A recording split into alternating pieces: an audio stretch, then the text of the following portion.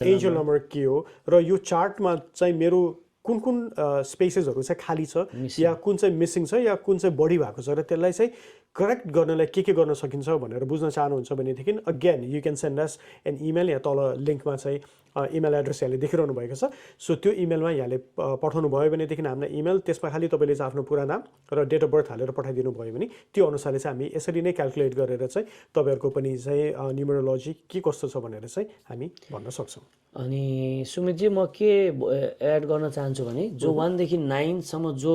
जन्मिनु भएको छ डेट अफ बर्थ 9 1 to 9 उहाँहरूलाई चाहिँ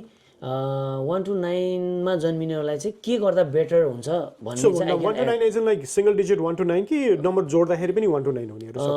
जसको जन्म जन्मेको दिन चाहिँ जोड्दाखेरि 1 आउने या जोड्दाखेरि 2 आउने त्यसरी 1 तारिक 2 तारिक 3 तारिक 4 तारिक 5 तारिक 6 तारिक 7 तारिक 8 तारिक 9 तारिक जन्मिनेहरूलाई चाहिँ के चिज गर्दा बेटर हुन्छ भन्ने चाहिँ म एक्स्ट्रा केही एड गर्न चाहन्छु 1 तारिक जन्मिने मान्छे चाहिँ सूर्यले रुल सन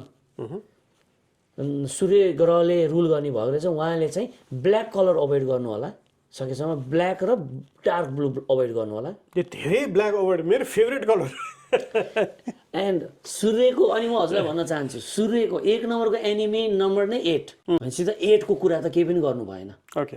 1 को एन्टी नम्बर इज 8 अनि 8 भनेको शनिको कलर भनेको ब्ल्याक भनेपछि त 1 नम्बरको व्यक्तित्व जो जन्मिनु भएको छ 1 तारिक 10 तारिक 19 तारिक 28 तारिक उहाँले चाहिँ ब्ल्याक अभोइड गरिदिनु होला र उहाँको लक्की कलर भनेको रेड हो अनि हजुरको yellow orange and light green